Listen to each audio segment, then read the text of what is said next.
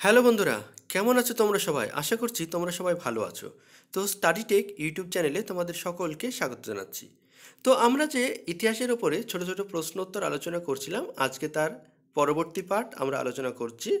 তো পুরো ভিডিওটি দেখতে থাকো, ভিডিও দেখার পরে লাইক, কমেন্ট এবং শেয়ার করো।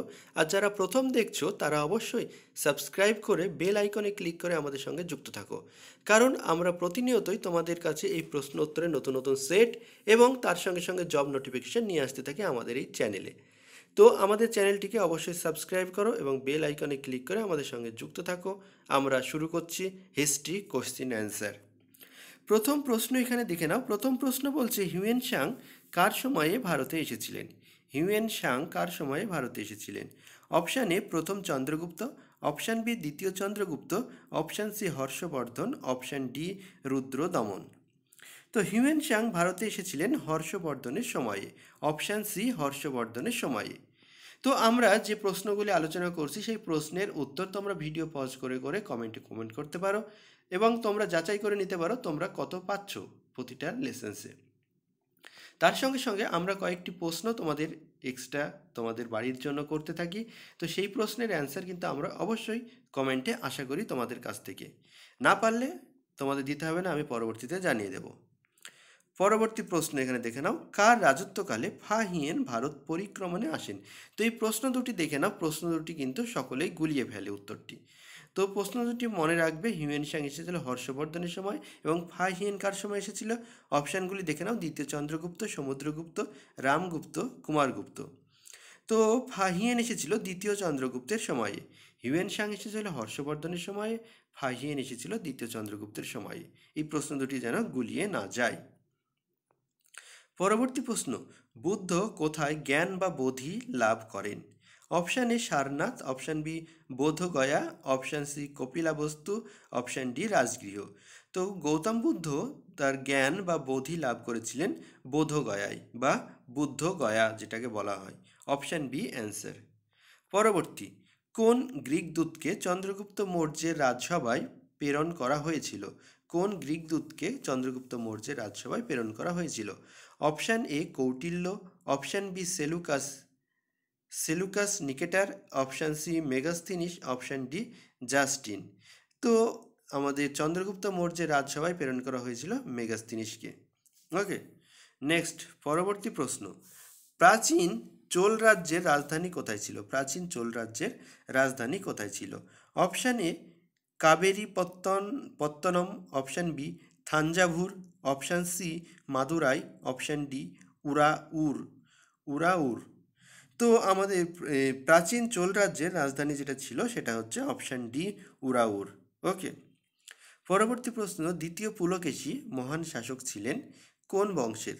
অপশান এ কল্যাণের চালুক্য, অপশান বি কাঞ্চির পল্লব, অপশান সি তামিলনাড়ুর চোল, নাকি অপশান ডি বাদৌরির চালুক্য। তো দ্বিতীয় পুলকেশী কোন বংশের রাজা ছিলেন? তো তিনি ছিলেন চালুক্য বংশের রাজা, বাদৌরির চালুক্য। Option D answer. পরবর্তী প্রশ্ন, উত্তর মেরু শিলালিপি থেকে কোন সাম্রাজ্যের প্রশাসনিক তথ্য পাওয়া যায়?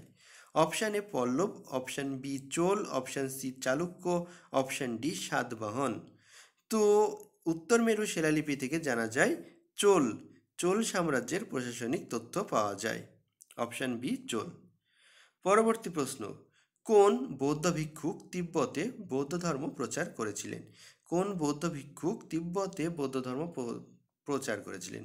Option A Ananda, option B Asanga, option C Padmasambhava, option D Nagarjuna. তো তিব্বতে বৌদ্ধ ধর্ম প্রচার করেছিলেন অপশান সি পদ্মসম্ভব। পরবর্তী প্রশ্ন, নিম্নলিখিত কোন পৃথিবী বিখ্যাত ভারতীয় ঐতিহ্যপূর্ণ স্থল মধ্যপ্রদেশে অবস্থিত নয়? কোনটি মধ্যপ্রদেশে অবস্থিত নয়?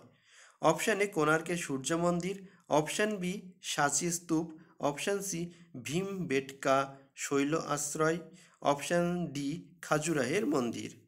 তো এখানে মধ্যপ্রদেশে অবস্থিত নয় যেটি, সেটা হচ্ছে কোণার্কের সূর্য মন্দির।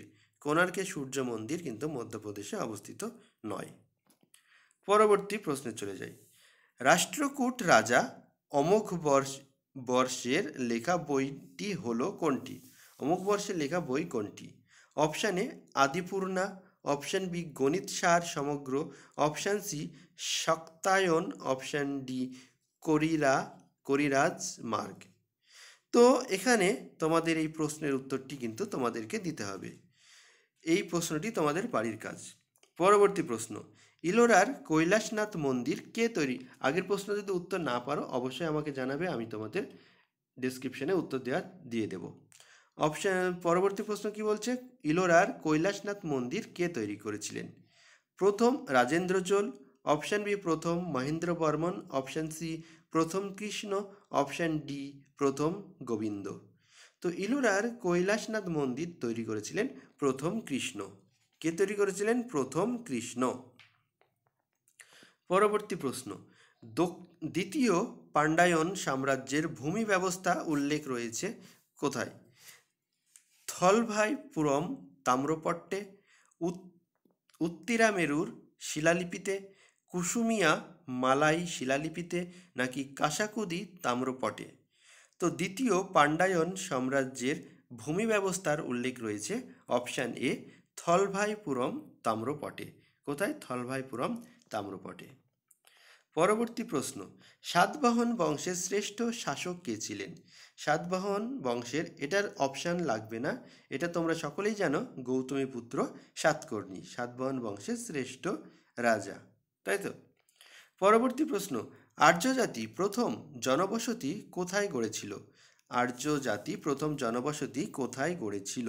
উত্তরপ্রদেশ, বাংলা, সপ্তসিন্ধু, নাকি দিল্লি? তো আর্য জাতিরা সপ্তসিন্ধুর তীরেই প্রথম জনবসতি গড়ে তুলেছিল। অপশান সি আমাদের অ্যান্সার। পরবর্তী প্রশ্ন, কোন শিলালেখের বা শিলালিপিতে অশোক কলিঙ্গ যুদ্ধের ভয়াবহতা ও যুদ্ধ পরিত্যাগের কথা বিবৃত করেছিলেন? অপশান এ মাস্কি লিপি, অপশান বি ত্রয়োদশ শিলালিপি, অপশান সি একাদশ শিলালিপি, অপশান ডি দশম শিলালিপি। তো অশোক তার ত্রয়োদশ শিলালিপিতে কলিঙ্গ যুদ্ধের ভয়াবহতা ও যুদ্ধ পরিত্যাগের কথা কিন্তু বিবৃত করেছিলেন। ত্রয়োদশ শিলালিপি, অপশান বি আমাদের অ্যান্সার। পরবর্তী প্রশ্ন, ঋগ্বেদে নিম্নলিখিত কোন দেবতা সবচেয়ে বেশি আলোচিত? Option A Indra, option B Vishnu, option C Surya, option D Brahma. তো ঋগ্বেদে আলোচিত দেবতা হচ্ছেন ইন্দ্র, সবথেকে বেশি আলোচিত হয়েছে ইন্দ্র। পরবর্তী প্রশ্নটি আমরা সকলেই জানি, শকাব্দ কবে থেকে শুরু হয়? ৭৮ খ্রিস্টাব্দ থেকে। অপশান এ অ্যান্সার, ৭৮ খ্রিস্টাব্দ থেকে। পরবর্তী প্রশ্ন, হর্ষবর্ধনের রাজত্বকালে বৃহৎ বৌদ্ধ মঠ কোথায় গড়ে উঠেছিল? বৃহৎ বৌদ্ধ মঠ কোথায় গড়ে উঠেছিল? Option A Nalanda, option B Pataliputra, option C Vaishali, option D সাঁচি। তো হর্ষবর্ধনের রাজত্বকালে বৃহৎ বৌদ্ধ মঠ কোথায় গড়ে উঠেছিল? তো এই প্রশ্নটির উত্তরও তোমাদের কিন্তু বাড়িতে থাকলো। তোমাদের আমি টোটাল আজকে দুটো প্রশ্ন কিন্তু বাড়িতে দিলাম, উত্তর কিন্তু আমাদের কমেন্টে অবশ্যই জানাবে। পরবর্তী প্রশ্ন, সিন্ধু সভ্যতার কোন স্থানে বিখ্যাত বৃহৎ স্নানাগারটি পাওয়া গিয়েছে? তো বৃহৎ স্নানাগার পাওয়া গিয়েছে অপশান এ মহেঞ্জোদারোতে। কোথায়? মহেঞ্জোদারোতে বৃহৎ স্নানাগারটি পাওয়া গিয়েছে। পরবর্তী প্রশ্ন, মহাবীর কোন বংশে জন্মগ্রহণ করেছিলেন? মহাবীর কোন বংশে জন্মগ্রহণ করেছিলেন? অপশানগুলি এখানে দেখে নাও। Option A Shakya, option B Jnatrika, option C Lichchhavi, option D Satavahana. তো মহাবীর বর্ধমান জন্মগ্রহণ করেছিলেন গ্যাত্রিক নামক এক ক্ষত্রিয় পরিবারে। Option B answer. নেক্সট এবং আজকের শেষ প্রশ্ন, সেটা হচ্ছে নিম্নলিখিত কোন ধর্ম পালি ভাষায় বর্ণিত? Option A Jain, option B Bauddha, option C Hindu, option D এদের মধ্যে কোনোটি নয়। তো পালি ভাষায় বর্ণিত ধর্মটি হচ্ছে বৌদ্ধ ধর্ম। কোন ধর্ম? বৌদ্ধ ধর্ম পালি ভাষায় বর্ণিত হয়েছে। ঠিক আছে, বৌদ্ধ ধর্মের যে সকল বর্ণনা সব পালি ভাষায়। তো এই ছিল আমাদের আজকের প্রশ্ন উত্তর। আজকে আমরা তোমাদের বাড়িতে দুটো প্রশ্ন জিজ্ঞাসা করেছি এবং দুটো প্রশ্ন খুব ইম্পর্টেন্ট, এবং আশা করছি তোমরা সকলে প্রশ্ন দুটি পারবে। এবং এই সেট আলোচনা করার পরে তোমরা নিশ্চয় বুঝে যাচ্ছ তোমাদের ইতিহাসের উপরে কতটুকু প্রস্তুতি হয়ে গিয়েছে এবং কতটুকু প্রস্তুতি নিতে আরে বাকি আছে। যদি ভিডিও ভালো লাগে লাইক কমেন্ট এবং শেয়ার করো। আর যারা প্রথম দেখছো আমাদের চ্যানেলে ভিডিও, তারা অবশ্যই সাবস্ক্রাইব করে বেল আইকনে ক্লিক করে আমাদের সঙ্গে যুক্ত থাকো। কারণ আমরা প্রতিনিয়তই ইতিহাস কিংবা অন্যান্য সাবজেক্টের ওপরে এরকম কম্পিটিটিভ এক্সামসের জন্য বিভিন্ন রকম প্রশ্ন উত্তর নিয়ে আসি তোমাদের জন্য। এবং এছাড়াও তোমাদের যে সকল জব নোটিফিকেশান সব কিছু কিন্তু আমাদের এই স্টাডি টেক ইউটিউব চ্যানেলে তুমি পেয়ে যাবে। তো স্টাডি টেক ইউটিউব চ্যানেল অবশ্যই সাবস্ক্রাইব করে বেল আইকনে ক্লিক করে আমাদের সঙ্গে যুক্ত থাকো। আর আমাদের ভিডিওগুলি পরপর দেখতে থাকো, তোমাদের অনেক অনেক অনেক হেল্প হয়ে যাবে আমাদের চ্যানেলের এই সকল ভিডিওগুলি থেকে। তো চলো, এই ভিডিও এই পর্যন্ত। ভিডিও এতক্ষণ দেখার জন্য অসংখ্য ধন্যবাদ। পরবর্তীতে আবার দেখা হবে। Thank you.